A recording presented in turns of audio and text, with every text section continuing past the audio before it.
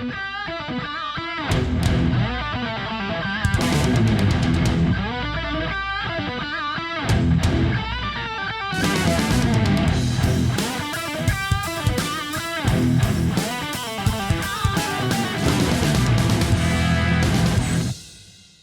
call may be monitored and recorded for quality assurance. AB Supply, this is Richard. Hi, Richard. My name is Marty. Calling about an Amweld steel door. I'm trying to find out if this exact same door is still available. I have a number on a tag from the edge of the door. Yeah, the exact same door isn't available, but we can get a door that will fit in exactly to what that was. Oh, okay. Okay, because let me try not to bore you with my life story, but let me just try and give you a short version. We had this door installed when our house was built 26 years ago, and my older son and I, who both work on our own cars, we over the years we plastered the interior side of the door with all different kind of decals. So a lot of history for him and I actually, and so we've sold the house. And we're relocating out of state. And what I asked the new owners if I could locate a replacement door, is to take the door out of the jam. You know, buy a brand new complete door. You know, because I'm having a new garage built where I'm relocating to, and I would use the new jam at the new location, but replace the old door, take the old door with me and put the new door in our house that we just sold. Okay. So that's what I'm trying to do. So yeah, that's nothing but net from half court. We can do it. The question's going to be is when that door ends up costing $1,000 with tax and freight, what are you going to do? Because that's kind of what you're talking about. That's part of why I'm calling. That's a major part of why I'm calling, is to find out what that cost is going to be. Like I said, there's a lot of history for my son and I with this door. It's kind of a sentimental thing, and sometimes you can't put a price tag on that, right? You know, but I know other firsthand what you're talking about. You can. Yeah. So, do you want this model number of the existing door? No, and the reason is because it's of absolutely zero value. For as counterintuitive as that is what I just said is, because Amweld's been out of business so many years, there is no database that I can access that will tell me what that serial number is. Plus, that serial number is only a reference to the fire label that's on the door. It doesn't tell me anything about the door, unfortunately. Okay. So not to be discouraged, it would just be a matter of paper, pencil, tape measure. Here's what I want. Put me on speaker while we do it. But yeah, it's going to be that kind of money. It's just the bottom line. Okay.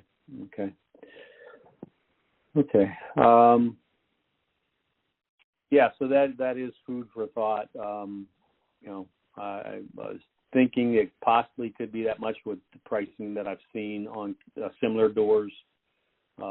Doing searching online, trying to find somebody is selling Amweld. So let me mull that over a bit.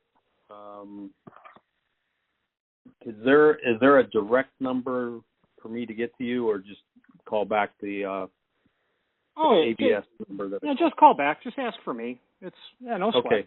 No sweat at all. Oh, okay, Richard. Okay, let me mull this idea over a little bit and see.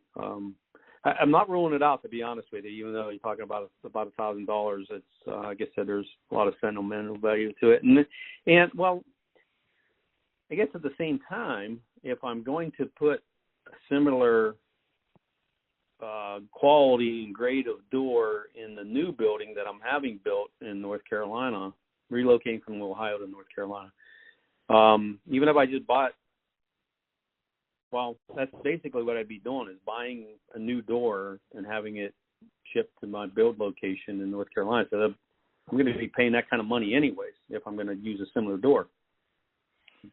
Unless you can find a door distributor that you can drive to and put one in the back of your truck. That's what you're looking at. Yeah. So with that thought in mind, I don't know if you could even speak to this, but what might be the chances that I could find a distributor that would have a compatible door with the old door jamb? Are they fairly standard? No, I mean, they're specific, and Amweld could have done anything. So I follow you. Okay, I might need to go down that path first and see, like you said, take measurements, where the hinges are, and the number of, the size of the hinges, and they're each one is four screws. I do know that from looking at it recently. So let me see if I can exhaust that possibility before I go to the extent that we first talked about. Okay.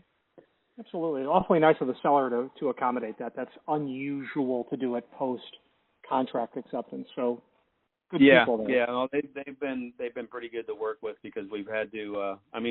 We've bought extra time to get out because it's taken so long to pack everything and to get moved. So they've been good to work with.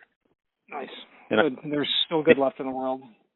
Yeah, there is here and there. Yeah. So, and I think that even once we're moved and they're here for a while, that I think he'd still be open to me getting a door, whether that's a month or two down the road.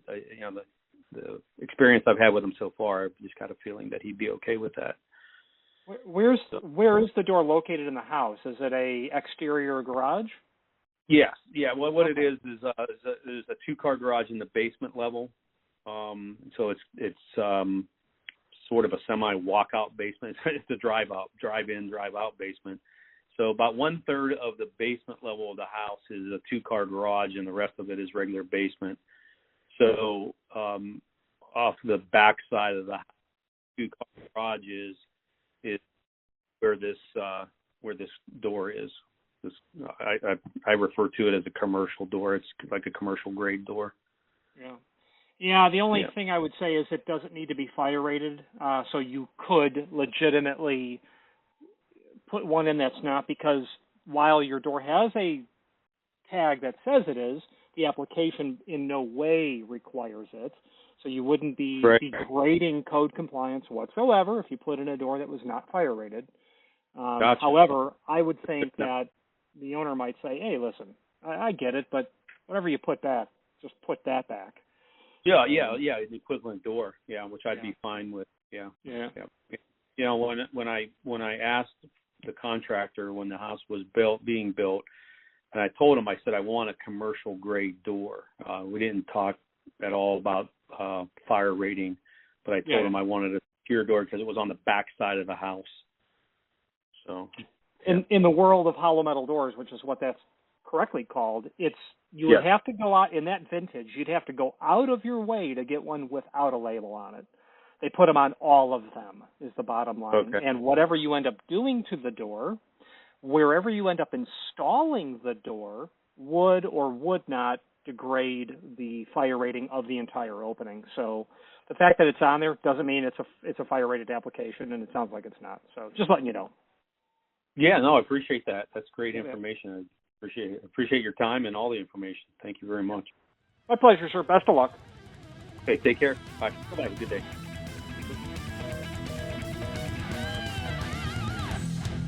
Thank you for watching, and if you've enjoyed this video, please click thumbs up. Please subscribe and maybe even send the video to someone that you know. Thank you.